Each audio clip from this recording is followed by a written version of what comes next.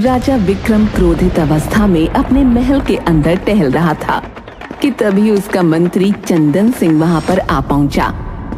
मंत्री चंदन सिंह, क्या कुछ पता चला? आखिर कौन है वो निर्दयी जो हमारी प्रजा के बच्चों को उठाकर उन्हें मौत के घाट उतार रहा है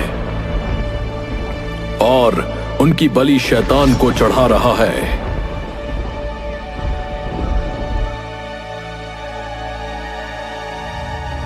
महाराज, हमें पता लग चुका है, लेकिन आप उसका नाम नहीं सुन पाएंगे।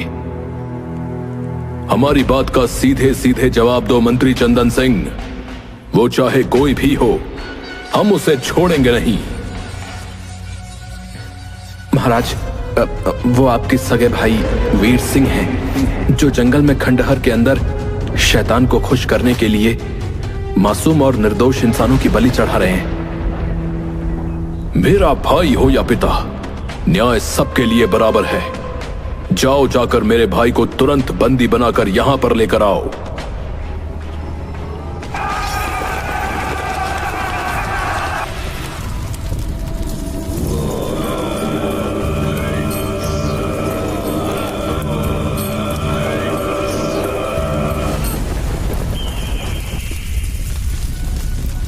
तुम्हारी हिम्मत कैसे हुई गुफा के अंदर आने की?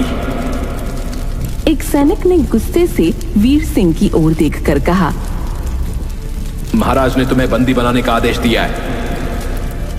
वो तुम्हारे लिए महाराज होगा, लेकिन मेरे लिए उसकी हैसियत चींटी के बराबर भी नहीं है। जाओ, जाकर कह दो अपने महाराज से कि प्रातःकाल मैं स्वयं आकर उनसे बात कर लूंगा। तुम कोई महाराज नहीं हो जो हमें आदेश दोगे।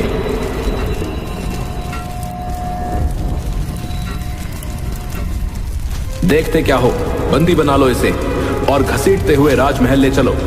कुछ ही देर में बहुत सारे सैनिक वीर सिंह को घसीटते हुए राजमहल ले गए।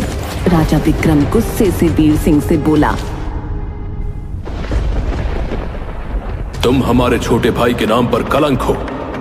तुमने हमारे खानदान का नाम मिट्टी में मिला दिया।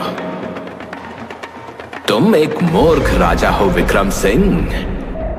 मैंने शैतान को प्रसन्न करने के लिए मासूम निर्दोषों की बलि यूं ही नहीं दे दी, बल्कि मुझे उस रहस्यमयी सोने के तालाब का पता जानना था, जो कि मुझे मिल चुका है। संसार का कोई भी सोना किसी की जान से बढ़कर नहीं होता छोटे भाई। तुमने जो अपराध किया है, तुम्हें उसकी सजा मिलेगी। तुम्हें कल सरेआम प्रजा के सामने मौत के घाट उतार दिया जाएगा। इतना बोलकर राजा सैनिकों से बोला, इसे कारागार में बंद कर दो। सैनिकों ने घसीटते हुए वीर सिंह को कारागार में डाल दिया। अगले दिन जब सैनिक वीर सिंह को फांसी पर चढ़ाने के लिए कारागार में लेने पहुंचे, तो वहां वीर सिंह नहीं था। एक सैनिक दौड़ते हुए विक्रम के पास जाकर बोला, महाराज, आपके छोटे भाई वीर सिंह कारागार में नहीं है। ये कैसी बातें कर रहे हो तुम? उसे आसमान खा गया या जमीन निकल गई? जाओ, जाकर ढूंढो। मुझे किसी भी हालत में वीर सिंह चाहिए। सैनिकों ने जंगल और राज्य का एक एक चप्पा छान मारा, मगर वीर सिंह का कहीं कुछ पता न चला।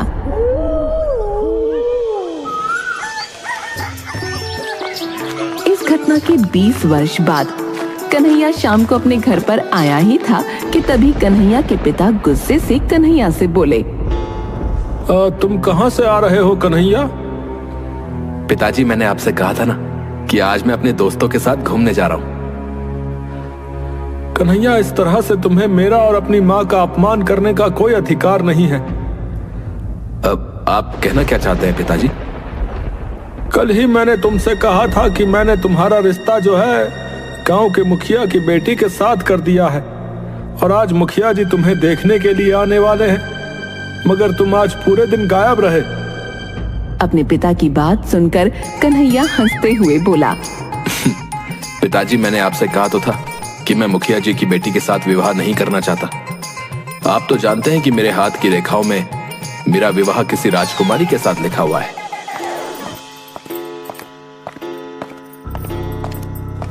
तभी कन्हैया की माँ क्रोधित होते हुए कन्हैया से बोली, बचपना छोड़ दो कन्हैया। तुम्हारे बचपन में एक साधु ने मुझे तुम्हारा हाथ देखकर यही कहा था और मैंने सबसे बड़ी भूल कर दी तुम्हें ये बात बताने की। अरे साधु तो भिक्षा लेने के लिए इस तरह की बातें बोल ही देते हैं। परंतु माँ, मैं गंभीर हूं। आप माने न माने, मेरा विवाह तो इस राज्य की राजकुमारी कुसुम से ही होगा। सुना है राजा विक्रम सिंह की पुत्री राजकुमारी कुसुम बहुत सुंदर है। तुम्हारे ये सपने किसी दिन तुम्हें बर्बाद कर देंगे कन्हैया।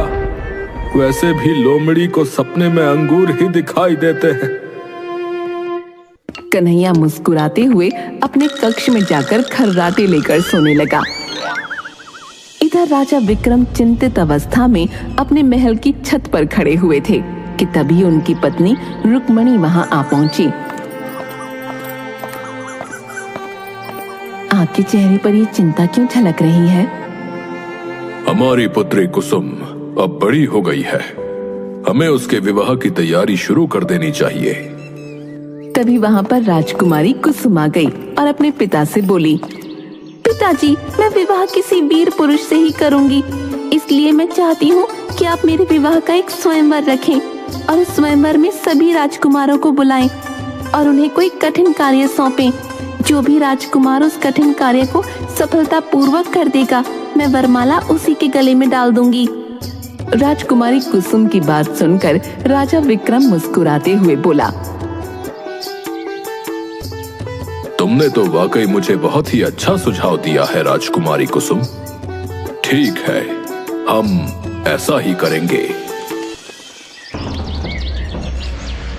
अगले दिन राजा विक्रम ने अपनी पुत्री राजकुमारी कुसुम के स्वयंवर का ऐलान कर दिया।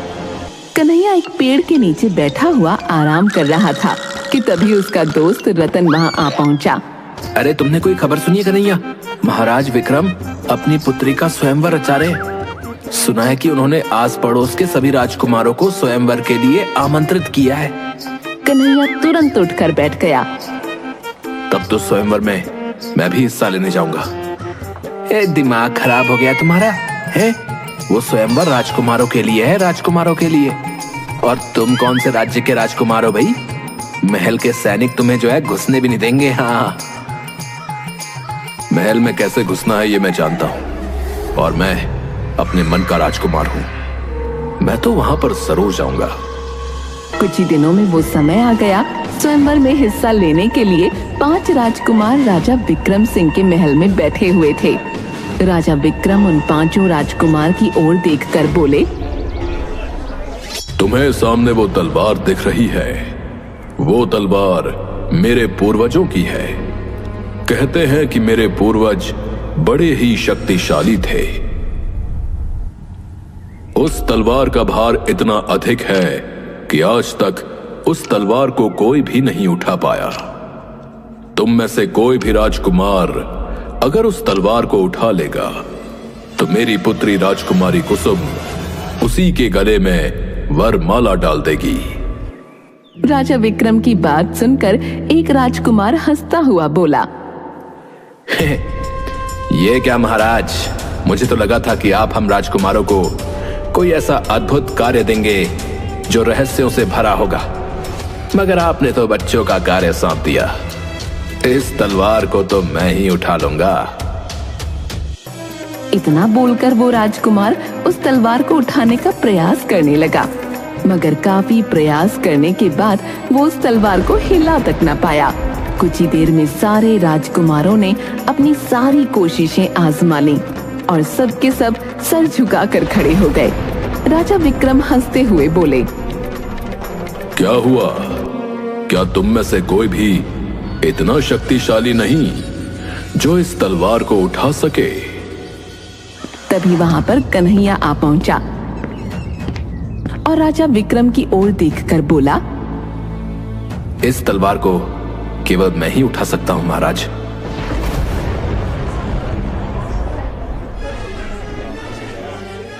तुम्हें यहां पर अंदर किसने आने दिया? ये स्वयंवर का समारोह शाही राजकुमारों के लिए है, तुम्हारे जैसे साधारण गांव के युवकों के लिए नहीं।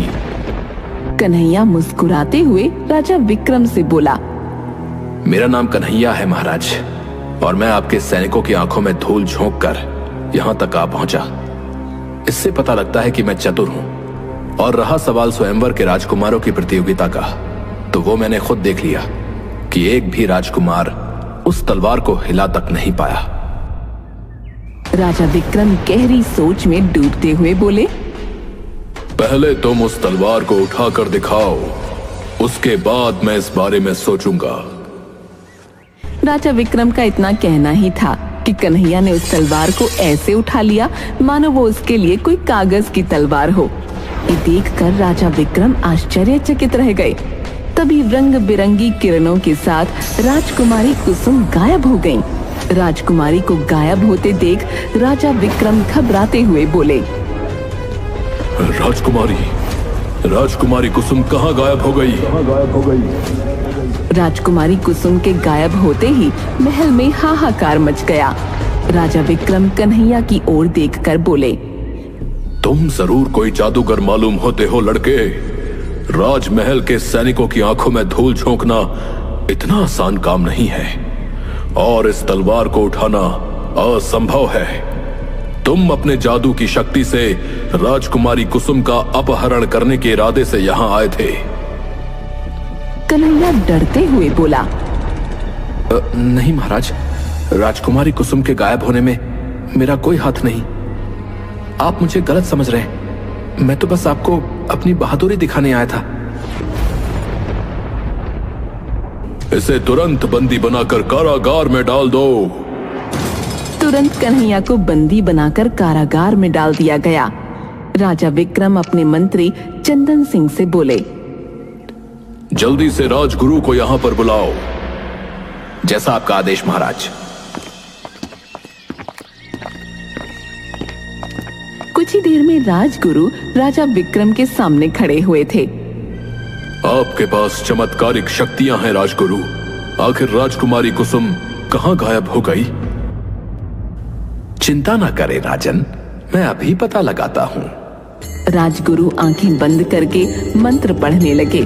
कुछ देर बाद राजगुरु आंखें खोलकर राजा विक्रम से बोले, राजकुमारी कुसुम एक जादुई सोने के तालाब के अंदर कैद है महाराज।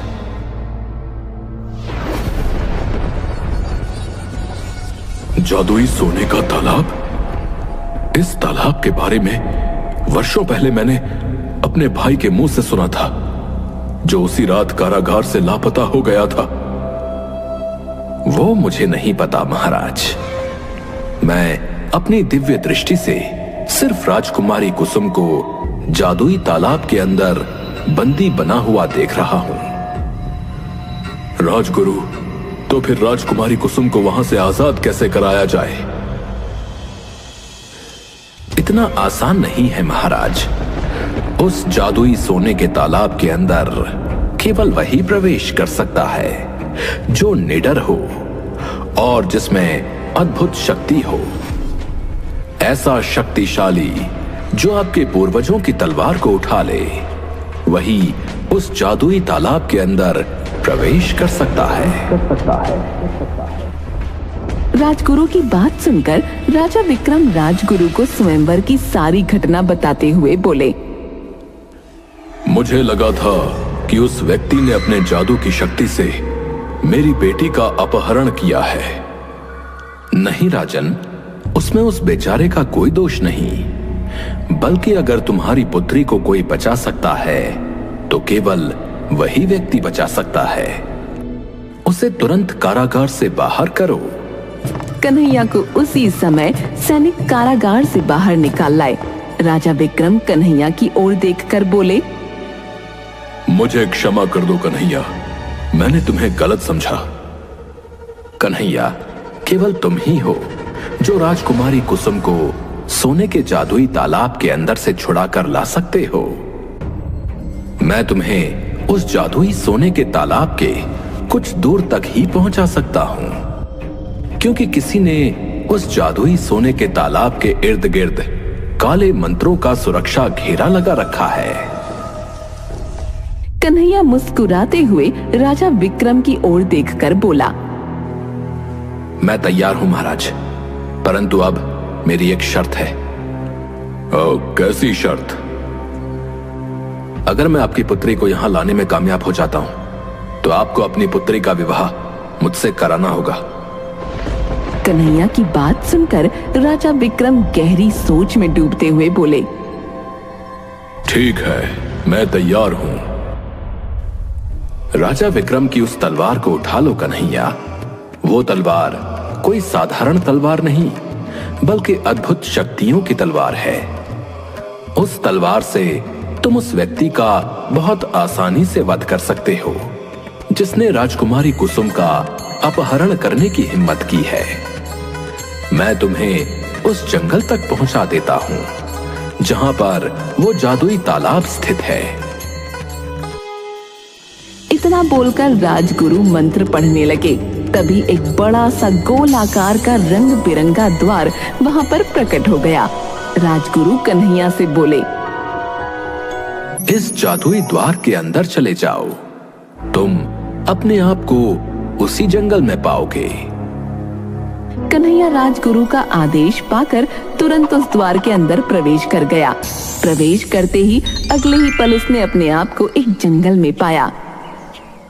ये तो बहुत ही घना जंगल मालूम होता है। आखिर मैं सोने के जादुई तालाब को कहां तलाश करूं? तभी कन्हैया को दूर सुनहरे रंग की किरणें पत्तों पर पड़ती दिखाई दी।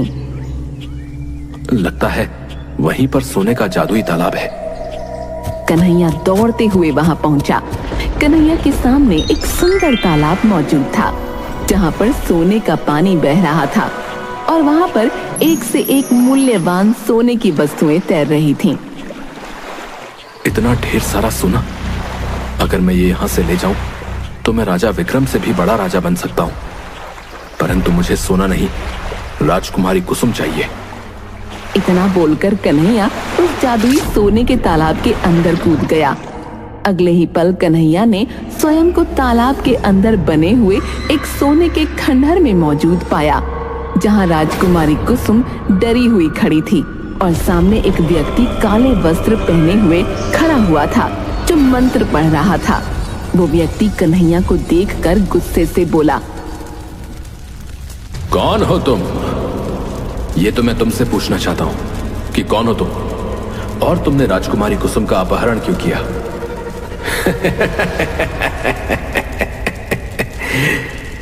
मेरा भाई राजा विक्रम अभी भी मूर्ख ही है। उसने मुझसे मुकाबला करने के लिए एक साधारण युवक को भेज दिया।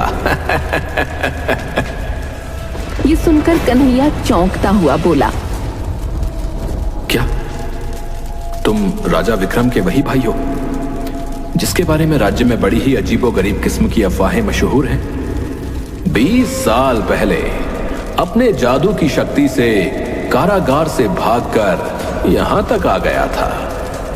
दरअसल मैं इस सोने के जादुई तालाब के अंदर की सारी वस्तुएं और तालाब का जादुई पानी ले जाना चाहता हूं। इस जादुई तालाब का जादुई पानी मुझे अमर बना सकता है, परंतु इसके लिए मुझे यहां पर शैतान को बुलाना पड़ेगा और अपने ही खानदान की किसी कन्या के खून की बलि देनी पड़ेगी।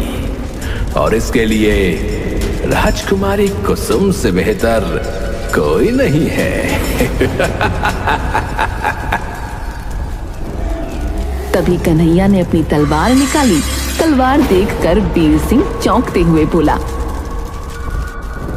ये तो मेरे पूर्वजों की तलवार है, इसे तो कोई नहीं उठा सकता। जानता हूं, पर पता नहीं कैसे मैंने इसे उठा लिया। शायद तुम्हारी मौत मेरे ही हाथों लिखी थी। मैं जानता हूं कि तुम राजकुमारी कुसुम को इतनी आसानी से मेरे हवाले नहीं करोगे। उसके लिए मुझे तुम्हें मारना पड़ेगा। इसके बाद कन्हैया और वीर सिंह के बीच भयंकर युद्ध हुआ और अंत में कन्हैया ने अपने इष्ट को याद करते हुए कहा, मरने के लिए तैयार हो जाओ, इतना बोलकर कन्हैया ने तलवार से सीधे वीर सिंह पर वार कर दिया। वीर सिंह चीखता हुआ वहीं पर ढेर होकर गिर गया। आपके शौर्य और बहादुरी की मैं कायल हो चुकी हूँ। राजकुमारी, मैं तो बरसों से आपको अपना बना चुका हूं। आइए अब महल की तरफ प्रस्थान करते हैं। अगले ही पल रंग बिरंगी किरणों के साथ राजकुमारी कुसुम और कन्हैया ने स्वयं को राजमहल में पाया। राजा विक्रम सिंह खुशी से चीखते हुए बोला,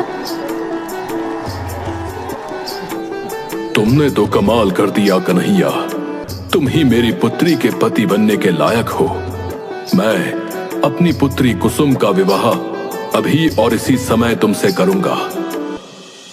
अब मुझे विस्तार पूर्वक बताओ कि आखिर मेरी पुत्री का अपहरण किसने किया था? कन्हैया राजा विक्रम को सारी घटना बताते हुए बोला,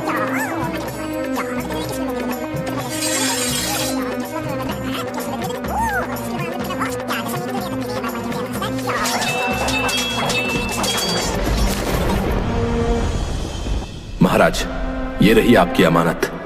लेकिन अफसोस महाराज, मुझे आपके भाई को मारना पड़ा। तुमने अच्छा किया, उसे तो मैं 20 वर्ष पहले ही मार देता। जो काम मैं नहीं कर सका वो तुमने कर दिया।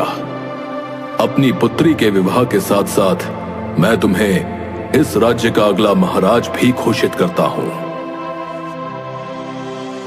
राजा विक्रम ने उसी समय कन्हैया और राजकुमारी कुसुम का विवाह कर दिया और कन्हैया को आने वाला महाराज भी घोषित कर दिया।